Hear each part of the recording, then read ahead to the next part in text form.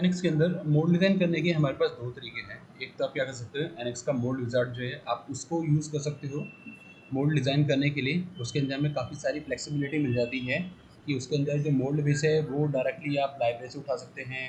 जो छोटे-छोटे उसके अंदर पार्ट्स लगे होते हैं, रनर है, वो आप उसमें से ले सकते हो। गेट वगैरह डायरेक्टली आपको वहीं से मिल जाएगा। पार्टिंग सरफेस बनाने में कई सारी शॉर्टकट हेल्प मिल जाती है वहाँ पे। तो वहाँ पे काफ़ी सारी चीज़ें शॉर्टकट में दे रखी है, लेकिन उसमें क्या है, वहाँ पे आपको लाइसेंस लेना पड़ता है। मीन्स कंपनी अगर यूज़ करती है तो उसको मोल्ड विज़ार्ड का लाइसेंस अलग से परचेज़ करना पड़ता है एनेक्स से। और मैनुअली वाले में क्या होता है, मैनुअली मोल्ड के अंदर आपको कोई अलग से लाइसेंस की ज़रूरत नहीं है। डायरेक्टली हम पार्ट को, सरफेस को और असेंबली को, इनका यूज़ करके मोल्ड को बनाते हैं। ठीक है? तो मोल्ड डिज़ाइन में ये जो कोर्स है, इसके अंदर हम प्लास्टिक इंजेक्शन मॉडलिंग से रिलेटेड जो मोल्ड हैं, उनको हम लोग यहाँ पे कवर करेंगे। तो इसमें सबसे पहला है कि प्लास्टिक। अब प्लास्टिक में क्या है, 2 तरीके के मेनली यहाँ पे हमारे पास प्लास्टिक्स होते हैं। एक तो है हमारे पास थर्मोप्लास्टिक और दूसरा थर्मोस्टेट।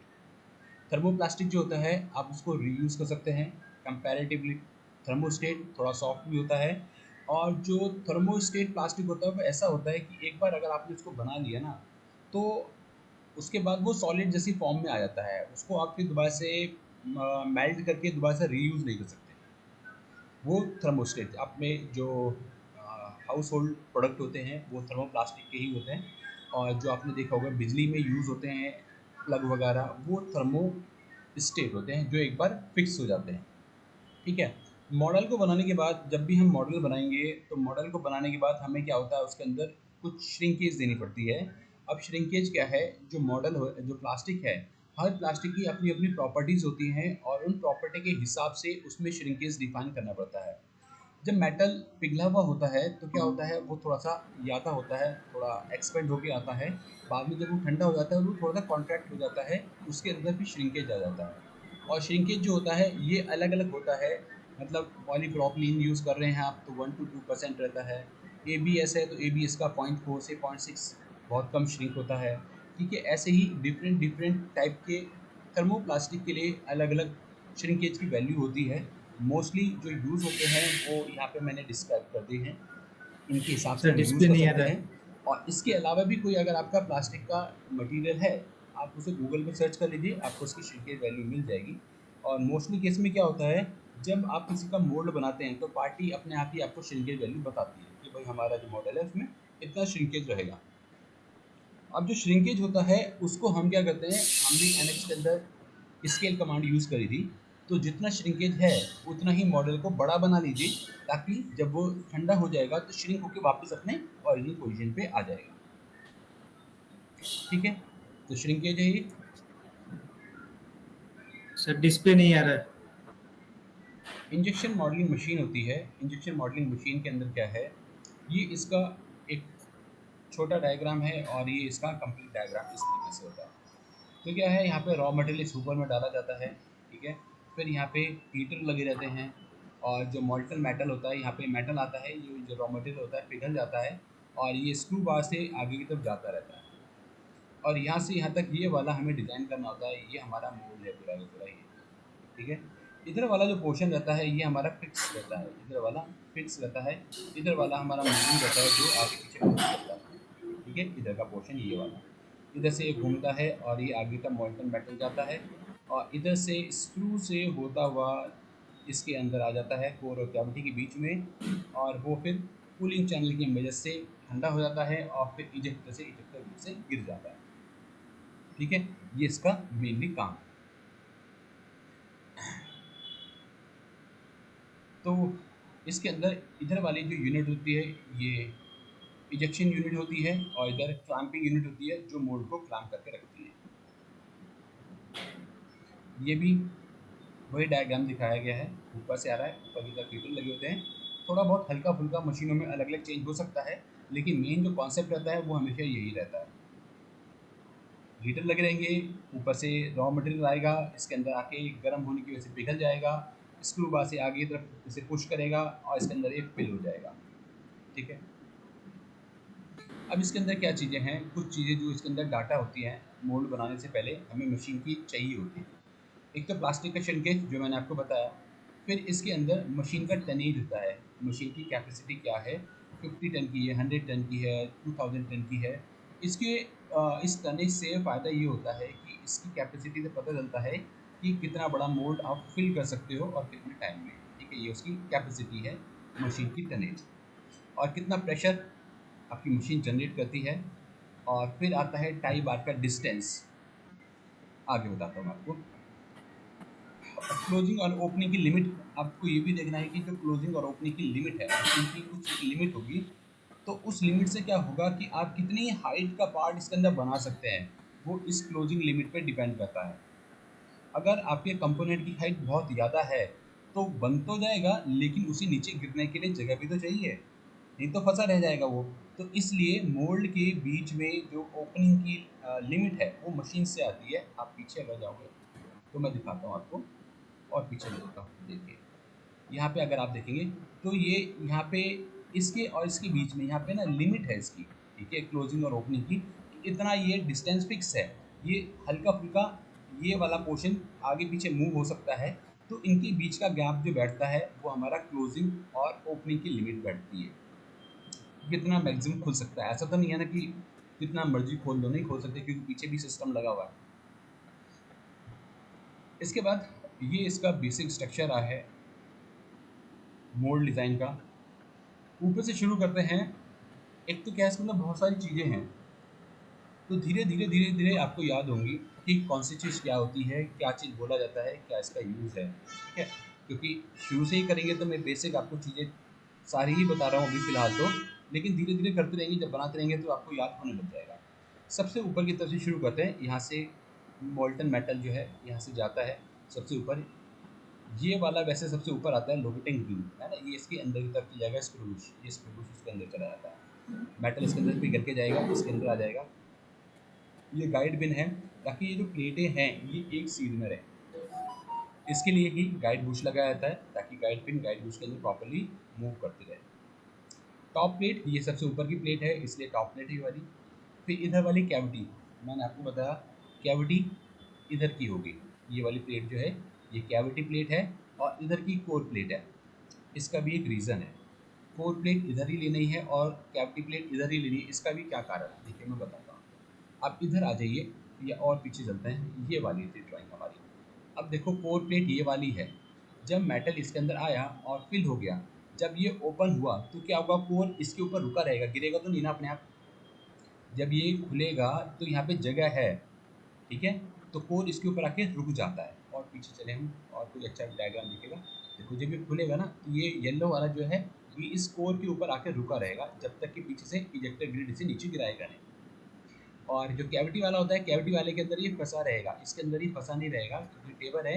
अगर ये इस तरफ होता तो ये कई बार क्या होगा, मेटल अपने आप ही गिर जाएगा, अपने आप ही नीचे की तरफ गिर जाएगा। इसलिए कोर हमेशा इस साइड में रहता है। ये वाले डायग्राम में देखिए, मैंने अभी बताया ये फिक्स फिक्स अभी जो मैं दिखाया था अभी, ये राइट साइड में था, अभी ये लेफ्ट साइड में रखा हुआ है। ठीक है, ये आप समझिए मशीन की दूसरी साइड से हम देख रहे हैं। कोर साइड इधर है, कैविटी साइड इधर है, तो जेड की डायरेक्शन आप देख लीजिए क्या है, जेड इधर है, मतलब कोर जिधर है उधर की डायरेक्शन जेड रहनी चाहिए। ये आपको ध्यान रखना है। जैसे आपको डिफाइन करना होता है श्रिंकेज वैल्यू, श्रिंकेज क्योंकि इंपॉर्टेंट है, श्रिंकेज आपको डालना ही पड़ेगा। अगर श्रिंकेज नहीं डाला तो पार्ट जो आपने बनाया है वो छोटा बन के आ जाएगा। ठीक है, ऐसे ही आपको यहाँ पे क्या करना पड़ेगा, जेड की डायरेक्शन को ध्यान रखिएगा। अगर जेड को ध्यान नहीं रखेंगे तो कोर और कैविटी उल्टा हो जाएगा। जेड इधर, एक और डायग्राम होना चाहिए। जैसे अभी जेड किधर है, अभी इस वाले पार्ट में जेड इधर की तरफ आ रहा है, तो जेड हमने क्या कर दिया, कोर नीचे की तरफ खोखला है ना, जैसे उभा हुआ है अंदर की तरफ तो खोखला है, तो कोर साइड नीचे की बैठेगी, उस डायरेक्शन में इसको जेड को हमने ओरिएंट कर दिया। तो प्रोडक्ट का ओरिएंटेशन इंपॉर्टेंट है। ये मोल्ड जब विजार्ड यूज़ करते हैं तब भी काम आता है, और यहाँ पे भी आपको ध्यान रखना होता है। ठीक है, तो कोर वाली साइड हमारी जेड आनी चाहिए। और जो श्रिंकेज मैंने बताया था, श्रिंकेज में क्या होता है, ओवरऑल पार्ट थोड़ा सा बड़ा होके बनाते हैं, बाद में वो जब ठंडा हो जाता है, कूलिंग हो जाती है उसकी, तो थोड़ा सा कॉन्ट्रैक्ट हो जाता है। इसके बाद है एक वर्क पीस। वर्क पीस का मतलब क्या है, जो हम कोर और कैविटी बनाएंगे वो किस में से बनाएंगे, उसका साइज़ क्या है, वो वर्क पीस भी कहलाता है। हाउसिंग भी इसको बोल देते हैं, और अगर हाउसिंग नहीं बोलेंगे तो इसको हम कोर और कैविटी प्लेट बोल सकते हैं। ठीक है, वो अलग अलग मोल्ड के हिसाब से अलग अलग चीज़ हो सकती है। हाउसिंग में आपको अभी आगे बताता हूँ। ठीक, इसके बाद कैविटी प्लेट हो गई ये वाली, और कैविटी प्लेट के बाद है हमारे पास साइड कोर। साइड कोर तो नीचे ही हमारी कोर वाली साइड से साइड कोर निकल रहा है, अगर मॉडल के हिसाब से है वो। ये कोर प्लेट है, और ये ऑरेंज कलर का जो है ये हमारा कंपोनेंट है। इस कंपोनेंट के हिसाब से ही ऊपर नीचे इंप्रेशन आता है। अभी अगर आप देखोगे तो ये ब्लैक कलर से का एक रिप्रेजेंट हो रहा है। ये ये जो है हमारा, असल में क्या होता है, ये हमारी प्लेट है, इसके अंदर हमने एक हाउसिंग बना ली। ठीक है, ये वाला। तो ये जो ब्लैक वाला है ये क्या करेंगे, हम डाई स्टील से बना लेंगे। और बाहर वाला आप डाई स्टील मत लीजिए, कोई दूसरा स्टील ले लीजिए, क्योंकि डाई स्टील महंगा आता है। और बाहर वाला जो होता है ये सस्ता मेटल हो सकता है। अब माना ये पूरा का पूरा, हम एक तरीका तो ये था कि हम पूरा डाई स्टील से बना लें। डाई स्टील से क्या होगा, अगर आपका कोर साइड में कुछ खराबी हो गई, कोर साइड में कुछ टूट गया, खराब हो गया, 1 साल बाद, 2 साल बाद, जब भी आपको लगता है कि ये खराब हो गया है, तो अगर आपने हाउसिंग मेथड यूज़ किया होगा तो आपको सिर्फ बीच का चेंज करना होगा। इसको दोबारा से बनाइए और इसके अंदर लाके फिट कर दीजिए। बाहर की शेप थोड़ी खराब हुई है। अगर ये पूरा का पूरा एक ही होगा तो पूरी की पूरी कोर प्लेट आपको दोबारा बनानी पड़ेगी। ठीक है, और ये जो अंदर वाला होता है ये हार्ड स्टील होता है, और ये आता भी कॉस्टली है। और बाहर वाला अलग अलग एमएस के और भी हैं अलॉय, उनमें से किसी को यूज़ कर सकते हैं। फिर इसके नीचे आती है हमारी ये कोर बैक प्लेट है। कोर को सपोर्ट देने के लिए जो होती है कोर प्लेट को कोर बैक प्लेट है। इसके पीछे स्पेसर ब्लॉक है। ये स्पेसर ब्लॉक की हाइट इम्पॉर्टेंट है इस पार्ट को बाहर गिराने में, क्योंकि बीच का जो गैप होगा उसी के हिसाब से इजेक्टर ग्रिड काम करेगा। ये आगे चलेगा और इसे गिराएगा और नीचे आ जाएगा। ठीक है, ये साइड का कोर मैंने आपको बता ही दिया था। ये सपोर्टर पिलर, अच्छा ये नीचे की तरफ रखा है, इसकी कोई नहीं। और सबसे नीचे वाला बॉटम पिलर। यहाँ पे अगर आप देखोगे तो ये हल्का सा यहाँ पे ग्रूव सा दे रखा है, इधर भी दे रखा है, इधर भी दे रखा है। ऐसा ही यहाँ पे भी दिया हुआ होगा, ताकि हम इस मोल्ड को मशीन पे कैसे बांधेंगे तो इसके तरीके हैं, है ना। ऐसा यहाँ कटा हुआ होगा या बाहर की तरफ निकला हुआ होगा, ताकि हम इसे क्या कर पाएँ, मशीन पर क्लैम्प कर पाएँ। अब ये भी वही वाला ही सेम शो हो रहा है। ये 2D के क्रॉस सेक्शन में, वो 3D में था। बॉटम प्लेट हो गई, स्पेसर ब्लॉक हो गई, और यहाँ पे इजेक्टर बैक प्लेट है। इजेक्टर प्लेट हो जाएगी, रिटर्न पिन हो जाएगा, ये बैक प्लेट, ये वाला यहाँ पे बी प्लेट बोला है और ए प्लेट बोला है। ठीक है, तो हमारा एक इसके अंदर कैविटी प्लेट हो जाएगी, एक कोर प्लेट हो जाएगी, टॉप प्लेट हो जाएगी। और ये वाला बोल्टिंग करी गई है ताकि टॉप प्लेट और ये कोर प्लेट को हम आपस में फिक्स कर सकें। गाइड पिलर जब बनाएंगे तब इसकी डायमेंशन आएगी। ये मार्केट में कई साइज़ के अवेलेबल हैं, और डीएमई स्टैंडर्ड के अकॉर्डिंग जो इंडिया में ज़्यादा चलता है, दो स्टैंडर्ड है, एक तो डीएमई है, दूसरा हेस्को है। और जो लोकल मार्केट है वो कोई स्टैंडर्ड फॉलो नहीं करते, वो डायरेक्टली अपने हिसाब से बना लेते हैं। जो जनरली काम होता है, लोग मतलब हम लोगों के यहाँ पे भी होता है। तो ये लोग क्या करते हैं, जैसा ठीक लगता है वैसा बना लेते हैं, कोई ऐसा खास स्टैंडर्ड यूज़ करते नहीं है। वरना आपको गाइड पिलर जैसी भी आपको गाइड पिन मिल गई, उसके हिसाब से ही होल बना लेंगे, उसी हिसाब से ही एडजस्टिंग कर लेंगे। हाँ, जो एक्चुअल इसकी डायमेंशन होती है वो ये होती है, और इसी रेशियो में भी बढ़ता है या घटता है। इसके लिए डीएमई के स्टैंडर्ड के अंदर पूरा चार्ट दे रखा है, वहाँ पे भी डायमेंशन मिल जाएंगी, वो मैं आपको आगे दिखा दूंगा। ये लोकेटिंग रिंग होती है सबसे ऊपर की तरफ, और अंदर की तरफ ये स्क्रू बुश है। इसमें मशीन का नोजल आके लगेगा और यहाँ से मॉडल मेटल्स के अंदर होल हो जाएगा। कैविटी इसके अंदर यहाँ पे ये वाला, ये कोर वाली साइड को मेल पोर्शन बोला जाता है, और कैविटी वाली साइड को फीमेल पोर्शन बोला जाता है, जो कि कोर कैविटी हम इसको बोलते हैं। अब देखिए, जो मैं आपको हाउसिंग बता रहा था, अब जो हाउसिंग है वो एमएस प्लेट की बन सकती है। ठीक है, और जो इंसर्ट का मटेरियल है अंदर वाली जो होती है इंसर्ट मटेरियल, हम लोग P20 डाई स्टील होता है, He11 S13, ये हार्ड मेटल होते हैं। इन मेटल की आप बना सकते हैं कोर की इंसर्ट। बाहर वाली हाउसिंग हो गई हमारी, जिसके अंदर हमने ये अलॉय अपना क्या कहते हैं P20 मटेरियल डाई स्टील से ये हमने बना दी है। इसके अंदर इंसर्ट, हमारी ये इंसर्ट हो जाएंगे, इनका इंप्रेशन आ जाएगा। और बाहर वाला हमने बना दिया एमएस मटेरियल का। लोकल इंसर्ट और हाउसिंग, ये वाला कॉन्सेप्ट होता है। जब आपको लंबे टर्म के लिए, लॉन्ग टाइम के लिए यूज़ करनी है मशीन पे, है ना, एक डाई है और आपको तो उसको मास प्रोडक्शन करना है और चलना ही है, सालों साल आपका प्रोडक्ट है वो, और सालों साल आपको यूज़ करना ही करना है, वो डाई तो हमेशा रेगुलर में है आपकी, तो उसको हम क्या करते हैं इंसर्ट में बना लेते हैं कि माना कभी भी कुछ गड़बड़ होगी तो क्या होगा, अंदर से कैविटी इंसर्ट और कोर इंसर्ट इसको चेंज कर देंगे। अगर ख़राब भी हो गया बाहर का तो सेम है, क्योंकि इसके अंदर तो मेटल आना ही नहीं है ना, मेटल तो इसके अंदर ही जाना है, तो ये ख़राब हो सकता है, तो ये ख़राब होगा, इसको चेंज कर दिया, आपकी डाई पूरी की पूरी वैसी बच जाएगी, लॉन्ग टर्म काम करेगी। ये वाला मूविंग हाफ होता है, ये वाला फिक्स हाफ होता है। अच्छा, जब हम इसको बनाते हैं तो ये भी आपको थोड़ा ध्यान रखना पड़ता है कि डाई आपकी बहुत ज़्यादा इतनी वजन की ना हो कि वो यहाँ पर क्लैंप ही ना हो पाए और वो गिर जाए, है ना, ऐसे भी नहीं होना चाहिए। ये इसलिए मैंने बोला था मशीन की कैपेसिटी क्या है वो आप वहाँ पे मिल जाएगी आपको, है ना, उससे देखना पड़ेगा। फिर आता है स्क्रू बुश। स्क्रू बुश इसलिए इम्पॉर्टेंट है क्योंकि जो मॉल्टन मेटल आता है, पिघला हुआ मेटल आता है, वो स्क्रू बुश की मदद से ही जाता है रनर में, और रनर से फिर कैविटी में फिल होता है। तो यहाँ से ऊपर ये वाली लोकेटिंग रिंग है जो कि इसको पकड़ के रखती है, और यहाँ से आके नोजल इसे टच करेगा और मेटल पिघलता हुआ इसके अंदर जाएगा। इसमें जो याद रखने वाली बात ये है कि इसके अंदर ये जो पाइप सा दिख रहा है ना आपको, ये जो होल होता है ये रिवर्स में टेपर होता है, ऊपर कम और नीचे ज़्यादा, और जो ये एंगल होता है ये 2 डिग्री से 5 डिग्री होना चाहिए, ठीक है। और यहाँ से जाएगा फिर अंदर से होता हुआ कैविटी में फिल हो जाएगा, ठीक है। और नोजल का ये तो स्क्रू बुश आ गया। फिर अब ये नोजल जो है ये प्रॉपर्ली से मैच होना चाहिए, ठीक है। ये रहा। यहाँ पे 3 to 5 डिग्री इंक्लूडेड एंगल होता है, तो रिवर्स एंगल होता है 3 to 5 डिग्री के आसपास रहता है। और ये वाला भी गोल हेड है अगर, तो भी प्रॉपर्ली टच होना चाहिए, एक्सेस अलाइन होनी चाहिए। इस टाइप का नोजल है तो भी प्रॉपर्ली अलाइन होना चाहिए।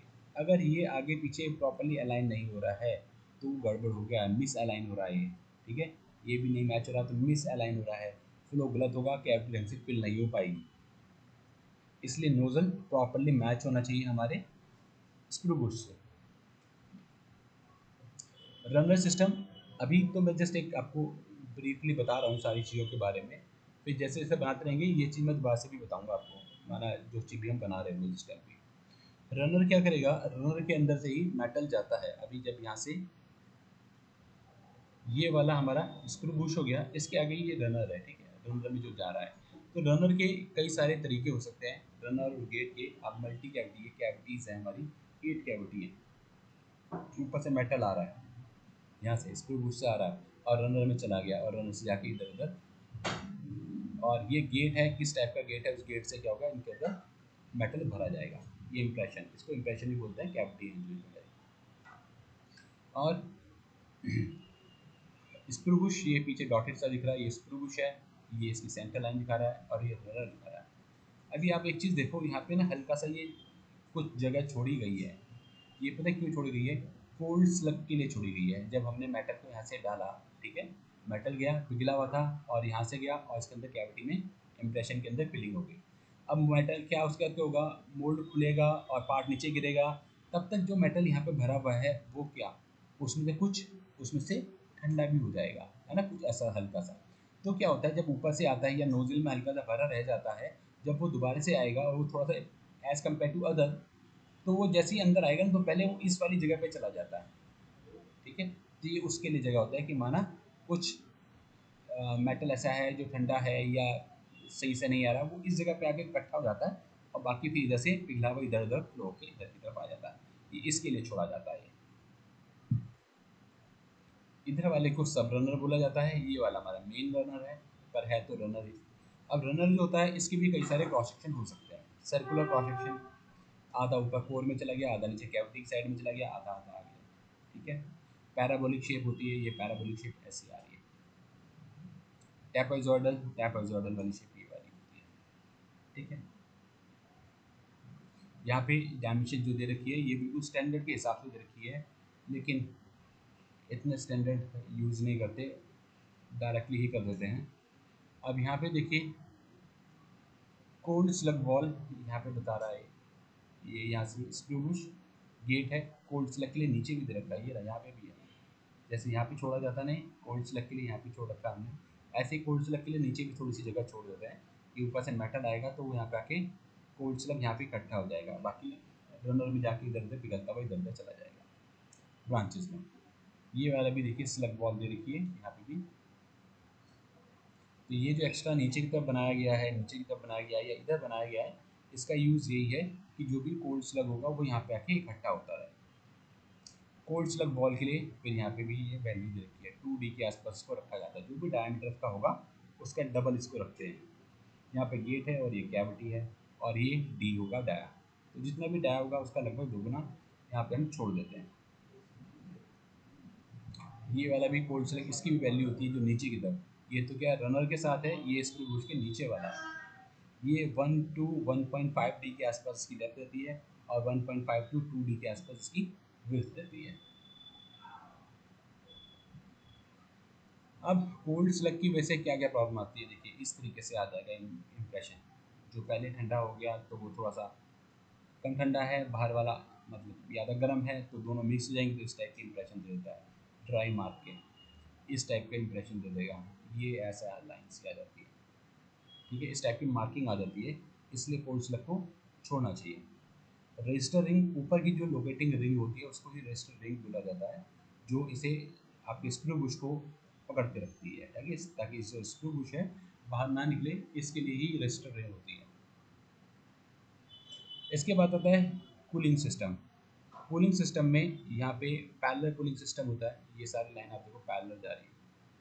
हो क्या रहा है इसके अंदर, देखिए इधर से हम इनलेट पाइप लगा देते हैं, ठीक है, और वो यहाँ से आएगा और इन चारों में से होता हुआ इधर से निकल जाएगा।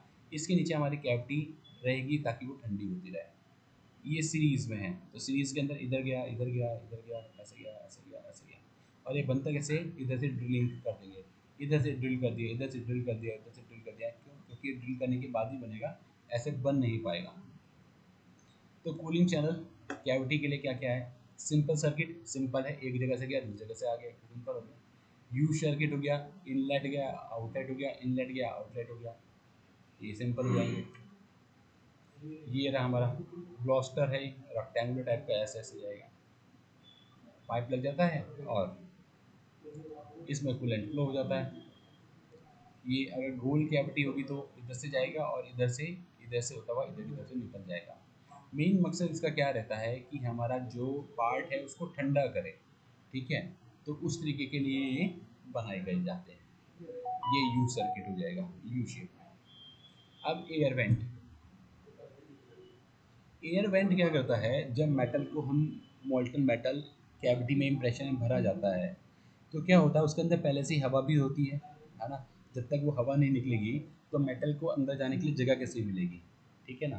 तो उसके लिए एयर वेंट बनाए जाते हैं, ताकि जब मोल्टन मेटल आए और इसके अंदर जाएगा तो जो हवा है वो निकल जाए बाहर। लेकिन ये बहुत कम होता है, क्योंकि हवा को निकलने के लिए तो बहुत हल्की सी जगह चाहिए। तो ये बहुत हल्का सा, बहुत पतला सा, बहुत मामूली सा बनाया जाता है। इसकी डायमेंशन अगर आप देखोगे तो इसकी डायमेंशन रहती है बहुत कम, 0.01 0.05 तक रहती है, ठीक है। जो दो दो होते हैं इसके अंदर, एक ये और एक ये, मैं बताता हूँ कैसा। ये यहाँ से, ये देखिए, ये इधर आ जाइए, यहाँ पे देखो, यहाँ पे बिल्कुल पतला है, फिर आगे वाला थोड़ा सा मोटा है। ये वाला स्मॉल एच है, ये वाला कैपिटल एच है। तो स्मॉल एच जो है, ये वाला जो पतला वाला है बिल्कुल रहेगा 0.01। तो 0.01 से मेटल ना फ्लो करके बाहर जा नहीं पाएगा, ठीक है। आगे वाले को थोड़ा सा बड़ा कर देते हैं ताकि जो भी गैसेस हैं वो बाहर निकल जाएं, ठीक है। एयर भी होती है, फिर पिघला हुआ मेटल होता है, उसकी भी गैसेस होती हैं, तो वो इससे पास हो जाती है, इसलिए इसको एयर वेंट को बनाया जाता है। मेटल के हिसाब से ये जो वेंटिंग की डेप्थ है वो वेरी करती रहती है, ठीक है। किस टाइप का मेटल है उसके लिए भी यहाँ पे वेंटिंग की डेप्थ दे रखी है, ये डेप्थ है ना। डेप्थ ज़्यादा नहीं होनी चाहिए, नहीं तो मेटल ही यहाँ से निकल के भाग जाएगा हमारा, है ना। अटैचमेंट। अभी अटैचमेंट क्या है, मोल्ड को मैंने बताया था, मोल्ड के किनारे पे ये क्लैंपिंग करते हैं, तो अटैचमेंट है जिससे पूरा का पूरा मोल्ड जो है यहाँ पे पैलेटन पे क्लैंप किया जाता है। तो पैलेटन पे क्लैंप करने के लिए ही अटैचमेंट लगते हैं, इससे फिक्स हो जाता है, आपका मोल्ड जो है गिरता नहीं। ये ब्लो मोल्ड का है, आगे आएगा तो मैं बता दूंगा आपको ब्लो मोल्ड किस टाइप से, ब्लो मोल्ड की इंप्रेशन है, ब्लो मोल्ड का ही काम हो रहा है, ठीक है। आगे देखिए, स्प्लिट मोल्ड, मोल्ड कट के इसके बाद खुल के आएगा वाला है। फिंगर कैम, ये स्लाइडर जब यूज़ होती है तब इसकी कैलकुलेशन है, देखेंगे इसको हम आगे। एक छोटा सा कुछ करके शुरू करते हैं आज से शुरू।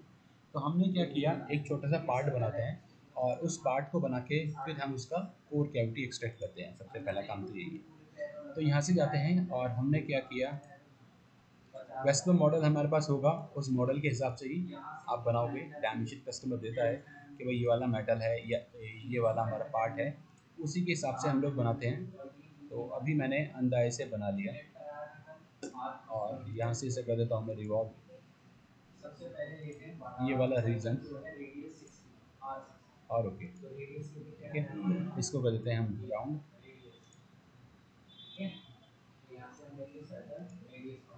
और फिर कर दीजिए इसे शेल,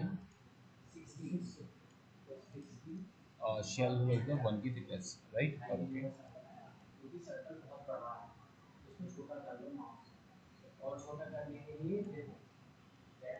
इसको कर देते हैं हाइड।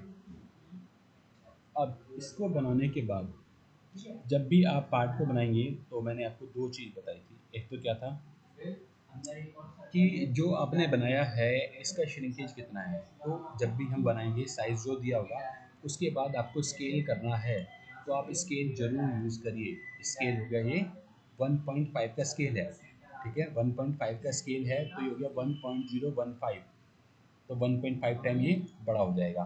तो स्केल आपको हमेशा करना है, कभी भी बिना स्केल करे छोड़ना नहीं है। दूसरा, जब भी आप मॉडल बनाएंगे तो आपको कोई भी वर्टिकल वॉल नहीं बनानी। वर्टिकल वॉल से मेरा क्या मतलब है, अगर ये लाइन ऐसी सीधी होती और अगर हम बनाते, अब हम कहें कि इसका बनाएं, तो ये ना निकल नहीं पाएगा, ये फंस जाएगा। कारण इसके दो हैं। क्या कारण है, ये कोर के ऊपर रखा होगा, इधर से कोर होगा, ठीक है। कैविटी तो पीछे हो जाएगी, कोर के ऊपर इधर रखा रहेगा, ये जब खुलेगा तो कोर के ऊपर आएगा। अब पहले ये थोड़ा सा बड़ा था, ठंडा होने के बाद और सिकुड़ गया, तो ये क्या करेगा, कोर के ऊपर चिपक जाएगा, तो निकलेगा कैसे। इसलिए हम इसे टेपर देते हैं, ताकि टेपर होने से क्या फ़ायदा रहेगा, ये बाहर निकल जाएगा। टेपर वाली चीज़ आराम से निकल जाती है, फिर इजेक्टर गिल्ट इसको हल्का सा पुश करेगा, नीचे गिर जाएगा। तो टेपर होना ज़रूरी है। फिर मैंने बोला था जेड की डायरेक्शन, अब जेड की डायरेक्शन देख लीजिए ठीक आ रही है क्या। जेड मैंने बोला था कोर साइड में, कोर इधर ही जाएगा तो जेड डायरेक्शन इधर ही है। अगर ये जेड ठीक नहीं आ रहा है, कोई बात नहीं, इसे डबल क्लिक करिए। आप क्या कर सकते हो, इसे क्लिक करके इसको मैंने कर दिया 180 और ओके। तो क्या हुआ, ये तो फिर वापस इधर पलटी खा गया। तो आपको क्या करना है, जब भी आप बनाएंगे आपको ध्यान रखना है कि जेड की डायरेक्शन हमारी ठीक हो, ठीक है। तो एक तो आपको क्या करना है, सबसे पहली चीज़ क्या है, स्केल। नहीं, स्केल से ही पहले आपको जेड ध्यान रखना है, जेड की डायरेक्शन ये आपको हमेशा ध्यान रखनी है कि क्या होनी चाहिए। दूसरे नंबर पे आप करेंगे ड्राफ्ट, मतलब टेपर। ड्राफ्ट होना ज़रूरी है। ड्राफ्ट अगर नहीं होगा, आप चाहे 1 डिग्री का दीजिए, 2 डिग्री का दीजिए, 3 का दीजिए, है ना, तो कम से कम 1-2 डिग्री का तो रखना पड़ता है। और ये भी डिपेंड करता है किस टाइप का प्लास्टिक आप यूज़ कर रहे हैं, है ना। लेकिन 1-2 डिग्री एवरेज रहता है, जनरली 2 डिग्री के आसपास आपको निकल जाएगा। तीसरे नंबर की चीज़ आपको याद रखनी है, स्केल। आपको जरूर स्केल करना है, मॉडल को स्केल जरूर करना है, कुछ ना कुछ वैल्यू जरूर होगी, वो आपको डालनी है। अब ये हो गया हमारा। इसके बाद अब मुझे चाहिए वर्क पीस। ये कोर कैविटी किस में से निकालूं, उसके लिए मुझे कुछ बनाना पड़ेगा। और यहाँ से जाएं और इसके लिए रेक्टेंगल ले लेते हैं